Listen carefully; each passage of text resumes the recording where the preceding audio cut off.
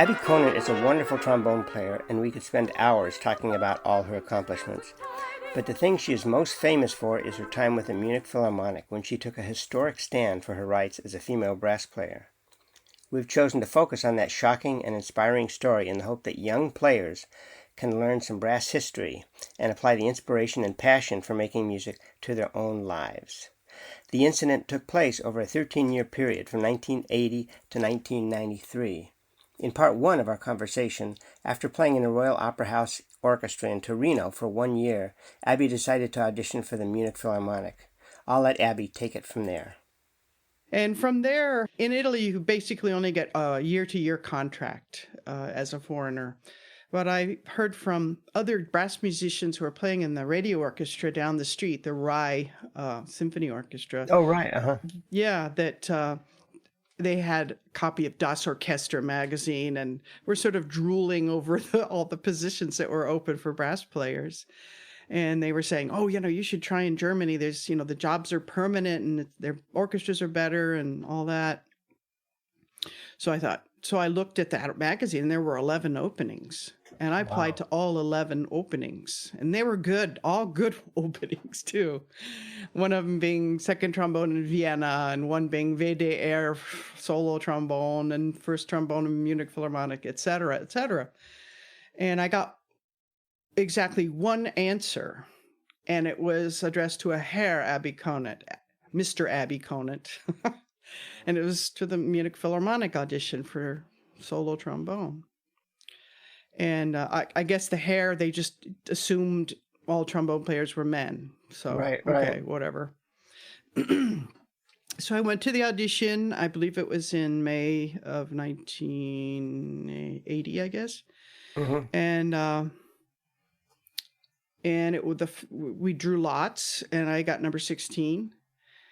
And were you the only woman that was auditioning? Yes, I was the only woman. There were 33 candidates, which was a lot for German auditions back then. Usually they maybe at the most 7 or 10 people they would invite. And did people look at you strangely because you were a woman? Like, what are you doing here? Did you feel any sort of discrimination? From the rest of the contestants? Not really, no. Okay. That it was just, I don't even remember. But I didn't feel a vibe or anything, Yeah, right. Because everybody else was nervous and, worried about their playing, so I was like, they didn't have time to, mess with me. So, And so anyway, I played the first round, which was the David concerto, and then we waited, and then they announced the numbers for the second round. And the last number that they named out of the 6 people that they called into the second round was number 16. And I heard later that basically they didn't take anybody after number 16 because they thought number 16 was the one they wanted. So weirdly, the second round was not behind a screen, but we had to line up like a chorus line all at the same time on the stage. Have you ever heard of such an audition? Actually, I did one time, I think, really? in Chicago. Yeah, for tuba. The year before Gene Picorni got it, I think the finalists were on stage. And one of the finalists was, I think, 17 or 18 years old. Mm-hmm. Tony Niffen, a great tuba player. Mm-hmm. And he heard the first 5 people play, and he heard what Schulte said to those players. This is anecdotal, so I can't tell you for a fact, but this is what I heard. And he was so smart that by the time it got to him, he knew exactly what Schulte wanted, and then could play it that way. But that's very rare, I think. That's the only time I've heard of anything like that. Mm-hmm. Yes, well, so we did line up exactly in order, the lowest number to the highest number, me, at the end. And so I got to hear people play their excerpts, just like the tuba player. And I thought, okay. By the time it got to me, I thought, if I don't fall over or drop my slide, I can, play better than all of those guys. You know?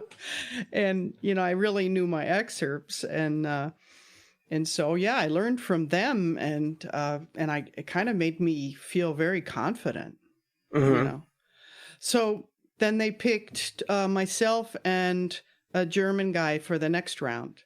Mm-hmm. And basically, there's all kinds of backstory to this too. But so we played, and then there was this huge long wait backstage. And was Chelly Badaka there? The conductor He was there. But Okay. Chelly Badaki, now this is kind of an interesting and important detail. He was only principal guest conductor at that time. Okay. And there was the intention to hire him as the general music director, but they couldn't agree on his fee, and he wanted a lot of money. Yeah, Okay? I'm sure. So, but he was there. So he didn't have the veto recht. He didn't have the right to veto, which is basically to undo what the orchestra said. So there was this huge long wait, and, I just kind of, okay, well, I'll probably take the other guy, whatever. And then they wanted us to play yet another round. And I think we played maybe 2 more rounds. It was I just kind of felt like, well, I heard other guy played, and so I was like really confused. Why is this even, why are we doing this? Because I heard, I played way better. And finally, I guess it was it must have been the 4th round where, again, we had another huge long wait afterwards, and then somebody came out, finally went to him and shook his hand, and I thought, oh, okay, well, it's my first audition in Germany, whatever. And then she came and shook my hand and said something, and she noticed that my face didn't change at all, and she said, oh, you don't speak German. And I said, no, I'm sorry, this is my first time in Germany. And she said, well, we want you to have the position. And I was just like, what? Kind of very, of course, elated and shocked and pleased and all that stuff, and went back and said the orchestra wanted to meet me. And I went into this mob it was a whole orchestra had to be there for a principal position. So I met a bunch of people, and Chelly Badaki spoke to me and said, oh, you sound better than the trombones in the London Symphony. And, Juilliard, is it? He said something like that, and that was it. So he was nice at the beginning. He was nice, yeah. And he liked. Okay. And I think I think he genuinely liked my playing. I know he did.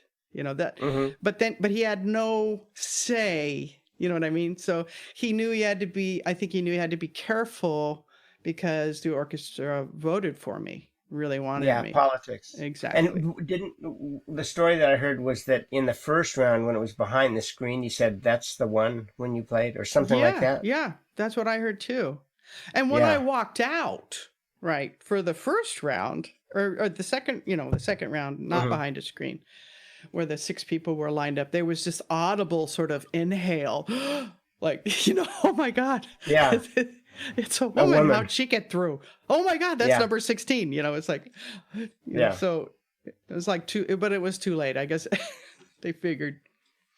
Anyway, so the first trombone really said, he really supported me. He really liked my playing. But I heard that the bass trombone player was vehemently against me, and he knew the father of the guy I played against in the the 3rd and 4th rounds, right? Mm-hmm. And so was really upset, and he challenged the first trombonist to a fist fight in the parking lot after my audition. You're kidding? No. Wow, a lot of stories I don't know about this. That's one. Yeah. Wow. Yeah. Okay. Well, one thing that maybe to make clear too, if I understand this correctly, in European orchestras, as opposed to American orchestras, there are usually 2 principals. So when you say the first trombone welcomed you, that was the co-principal, I guess. Yeah. They say, I guess Americans say co-principal, and right. They say solo trombone for first trombone, basically, in Germany. Yeah. So there's in an A orchestra, there's 2 solo trombones, and they split 50-50 all the services. Then there's a stellvertretende Erste, who's the assistant and the second. Then there's a second, third, a Wechselposaune. And then there's a bass trombone, perhaps contrabass.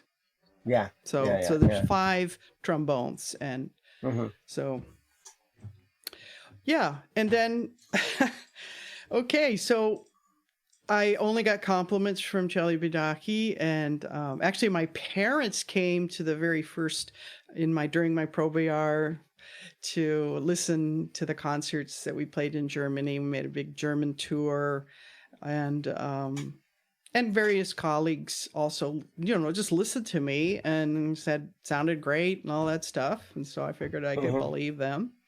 And then I had my Probejahr, my trial year was up, and they had to vote whether to keep me or, toss me out. And it seemed like it went fine as far as you could tell? Yeah, I got no criticism whatsoever.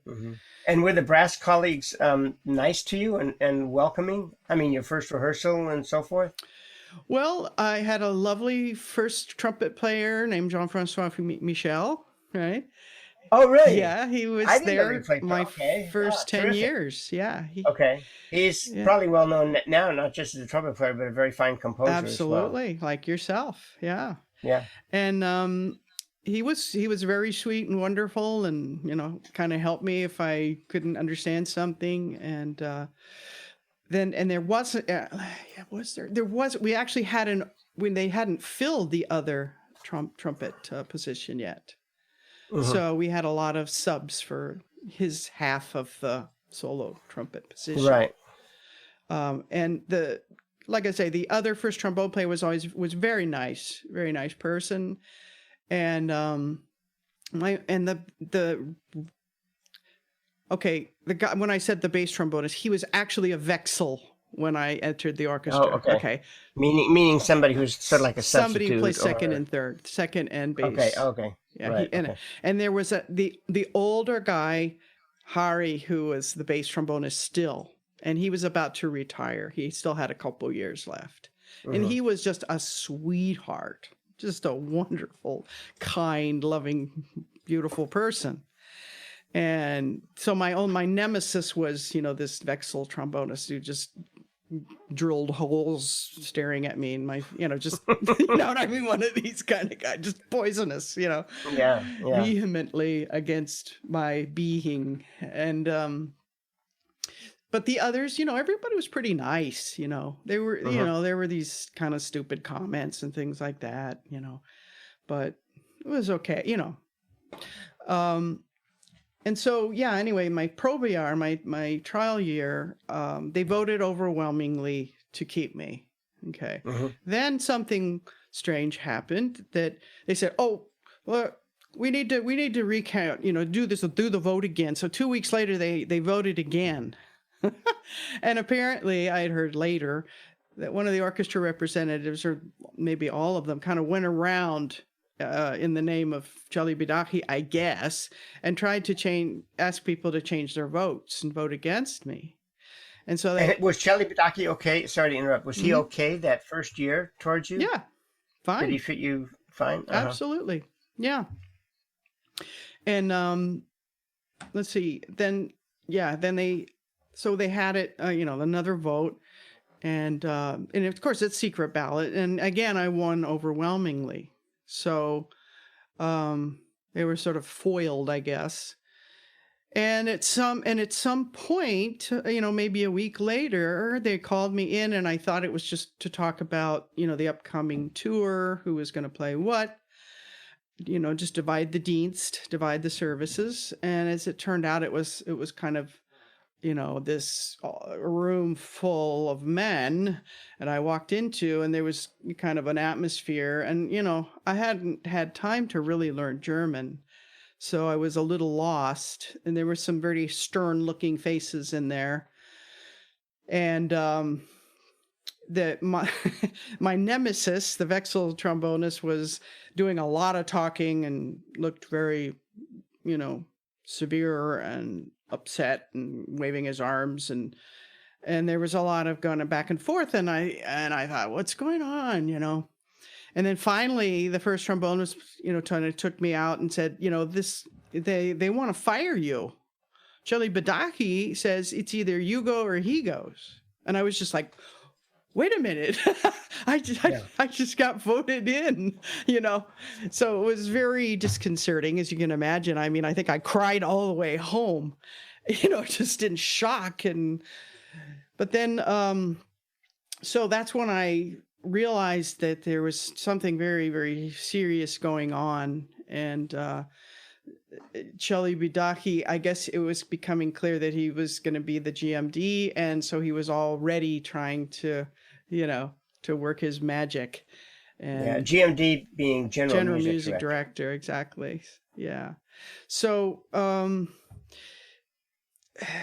he, I basically, it's a kind of a long, this guy who was actually playing second at that time developed a nervous problem and could not hold a steady tone for Celibidache, right? So the perfect thing was to, I guess, was that they asked me to play second because he, was losing it. Okay. So I played second, and I guess they really thought it sounded great. And so I think that's kind of how the idea came. Well, we'll fire her or we'll demote her. We'll do that. Yeah, we'll demote her. Because if we fire her, they probably knew that the union would just get my job back very quickly, because, it would be a totally illegal with no criticisms, nothing. There are very strict rules about that. And before this happened with Celibidache, wanting to fire you, you had gotten no indication from him that he disliked your playing or disliked you or anything? Yeah, nothing. It was very strange. It's interesting because somebody that you think of as being such a tyrant, sometimes when it comes to personal conflict, being direct with a person, they just can't do it. I don't know if that's if that was the case with him or not, but I think it was, looking back, I didn't realize that he really did not want a woman on the first trombone. He just really didn't want that. He didn't want to see that. He had conducted the Berlin Philharmonic when Furtwängler was going through denazification, right? He had been the student of Furtwängler, and he expected and wanted to get the Berlin Philharmonic after Furtwängler died. But there was this other guy named Herbert von Karajan who the orchestra really liked, and he got to take them on an America tour. I don't know exactly when this was, maybe in the 50s, after the war sometime. And during the time they were in America, they voted to keep von Karajan as their general music director. And then Celibidache never got over that. And so his ideal of an orchestra was an all-male orchestra like the Berlin Philharmonic was at that time. Oh, it's a long story. So they decided that they would demote me, which meant that I then was in the position where I would have to prove myself good enough to play first trombone, even though I did it. That's what auditions are for normally, right? Yeah, right. But so I contacted the union, and they said, well, you'll win this because they didn't, give you any criticisms. They didn't do, the proper warning at a certain time after you played, and you weren't given any warning or time to make any changes that they wanted, or that the orchestra or the conductor wanted, right? Mm-hmm. So it'll take you 2 to 5 years, they said, but you'll win. And I thought, well, that seemed like a lifetime to me at that age, Right. I was in my 20s. And oh God. And so I was kind of in a quandary about what to do. And I got kind of various advice from the orchestra manager. He said, "Oh, come on, Abbie, just relax, just play second trombone and have a nice life. And don't, if you fight it, you'll get health problems probably, and it's not worth it, So I thought about that, and I thought, well, it's still a great job. It's but it made me depressed to just sort of let it go like that. So I went and I spoke to a friend one day and about this, and I said, I don't really know what to do. It doesn't quite feel right to just give in because it's just so unfair. And she said, well, why don't you just, as an experiment, why don't you fight it? Experiment meaning using yourself as an example for other women in a way? No. Just as an experiment in, you have nothing to lose. They couldn't, as a tenor trombonist, I mean, they could only put me down to second. I mean, they couldn't put me to vex. I don't play bass trombone. So, there's only one. I was in the lowest position. I was in, my end zone, right? I had nothing to lose. And so I tried that idea on, and I started to feel way better. I started to feel, and in that moment, I decided to fight was for me the real victory, because what was going on was just completely unfair. But still, I didn't really. I wasn't what you would call a feminist. I didn't have feminist consciousness or, really. I had learned that if you played the best, you got the job, and that if you were nice to people, they'd be nice back to you. Right. I had to adjust those ideas, as you can imagine. Yeah. You were second trombone for 6 years, is that correct? I ended for up a long playing. Time? Yeah. That's how long it took to get my position back. With all the delays. I was fighting the city of Munich, right? It was a municipal orchestra, so I was essentially fighting City Hall, and the city wanted to keep Celi Bidachi because he was what they call a Kulturpapst, a cultural pope, which is a very sort of prominent artist and musician that they found reflected well on the city, right? And, who am I? I'm just a trombone player. Yeah. Right? That's one difference, I think, compared to America, too, is that if you're a conductor of a major orchestra in a big city, you're a very big deal. Whereas in America, you are in America, I guess, but it seems much more so in Europe. Oh, yes. No, it's almost a form of royalty for a city, And look at Barenboim in Berlin. I mean, he's all powerful, He's just an edifice, So that's I was up. Of course, I wasn't so aware of all this, and I wasn't so aware of any sort of feminist consciousness, and it really didn't occur to me that the problem was not my playing, and so I kept trying to make an appointment with him to talk to him, because I wanted to just offer a compromise and say, look, I'll play second for you. And when we have guest conductors, which was 50% at least, if not more of the time, when he wasn't conducting, I'll play first. I mean, it just seemed like the perfect situation. And he wouldn't accept that. He just wouldn't accept that. I got my appointment with him, which was, I'm taking a taxi to the other concert hall. Come ride with me. That was my talk in this taxi cab with him. I was in the back, and he was in the first, kind of leaning back and saying a whole bunch of stuff, and you should specialize in Ravel and Debussy and all this kind of thing, and saying, if you can't play this and you can't play that, and I said, well, but I have played these pieces, and I've heard from my colleagues that it sounded great, and then he kind of changed the subject and said, and he kept trying to kind of make me try to destroy my self-confidence, basically, I think, and my belief in myself. And it was just like, oh, gee. Finally, he said, well, the problem, Abbie. We need a man for the solo trombone. And it was like... So finally it comes out. Oh, okay, that's what's wrong. Because I had offered I could play a different horn, I could play a different mouthpiece, like whatever you want. I'm trained to do all that stuff, you know? Yeah. So that's, and then, you know, we arrived at the concert hall and he left, and that was our conversation. Okay. Is there, I think there's, tell me if I'm wrong on this or right on this, is there a recording of you playing, I think, Bruckner's Seventh with the orchestra on YouTube? Probably.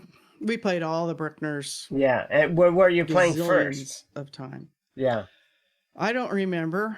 Maybe. Okay. I think there Could is. be. Yeah, sure. Yeah, you sound terrific. Oh, thanks. So, God, where do I go from here? So anyway, so you sued the orchestra to get your position back eventually. Basically. Yeah. Well, sue always sounds like it's a kind of an American thing. I fought for my rights. Okay. You know, suing sounds like I wanted money or something, but yeah, right. You know, I just wanted fairness. I just wanted my position back. You know what I mean? Yeah, I guess in Germany they'd say you did a process or made a process. Yeah, ich habe prozessiert. Yeah. Yeah, and so I got a union lawyer, and there was this is kind of a little strange happening. My lawyer said, okay, so here's what you do. They're going to basically, what was it? Demote you, but they're going to have you sign basically for the assistant first, second position. And when you sign it, first write the Vorbehalt. First write the little sentence that says, I protest this unfair treatment or contract, right? I'm not agreed, basically. I'm signing it, but I'm not agreed, and I'm going to, you know, challenge it in court. Okay. So I went to the Rathaus, with the city hall, and, you know, they're in this funky office of a Beamter, you know, sort of a civil servant. And he laid out, you know, my contract, and I was kind of nervous because it was just a strange atmosphere, and it was not a comfortable thing to do, to sign away your first position, you know, but it was something that, you know, legally I had to do. And I guess I was so sort of nervous, I signed my name first before I'd written the little, you know, disclaimer, so to speak, right? And this city official started to pull it away from me the moment I'd signed my name, because I had started to write something underneath my name, right?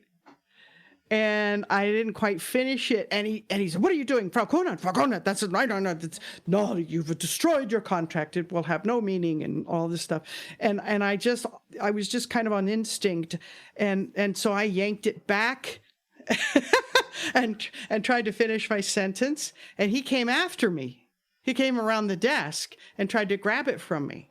So we had this whole running around his office, and he was trying to grab it back from me. And your lawyer was doing what? My lawyer wasn't there. No, I mean, he was in his office, you know, down the street, whatever, right? And it was just like, I don't know, Laurel and Hardy, or I don't know what. It was Keystone Cops or something. Yeah. It was, and we were he was chasing me around and threatening me, and you have to put that down. And so at some point I managed to get that sentence written on my contract, and it was so scary and freaky. I put it underneath my blouse because he kept trying to grab it from me. Yes. I mean, it was so weird. And I said, I need to call my lawyer. No, you can't. You can't use our phone. All this, just stuff, stonewalling everything, every idea. I said, well, I'm not leaving until he comes, because I don't know what's going on here. He told me this was fine, and you're telling me it isn't. And I feel like I don't want to not have a job. Right? I was scared I would not have a job. And if you don't have a job, you get thrown out of the country and all this other stuff. So So we were, it must have taken an hour or so. And finally he tried to pretend. I just kind of sat as far away from him as I could with that thing underneath my blouse, my contract underneath my blouse. And finally he tried to act like he was just doing his job normally and ignoring me. And finally he gave in and let me, okay, you can have one phone call. Luckily, I guess I had the lawyer's number, and luckily he was only 2 subway stops away in Schwabing. And I said, I called him and I said, I have no idea what's going on. You need to come down. This is serious. Yeah, and he heard what was going on in my voice, and he said, I'll be there in 10 minutes. And he came and sort of talked to this Beamter, and he could hardly believe what happened. I mean, he was just like, yeah, what is this? Anyway, that's just one of the little tiny nuggets of my experience with this. And you had to go through that. I mean, a number of times. You finally ended up getting your job back, your first position back. Yeah, I mean, it took 6 years before I got my job, my position back. Then, unbeknownst to me, I was being paid about $1,000, maybe $1,200 less than all my solo wind male colleagues. And the only way I found out is because we hired a new young solo clarinet player, really wonderful. And he almost immediately became an orchestra representative, very responsible kind of guy. And he I guess he sensed there was something untoward going on, and he had access to the pay sheets of the whole orchestra. So he went in there and sort of peeked and saw that I was making so much less as a solo trombone, than all my male colleagues, and showed me. He actually kind of, look at this, And I was just like, oh my God. Because, you don't go around comparing pay stubs or anything. Yeah, sure. There's no way. And so that I had to then basically, again, go to court and that took 5 years to get equal pay. In part 2 of my conversation with Abbie, she concludes the story of her time with the Munich Philharmonic.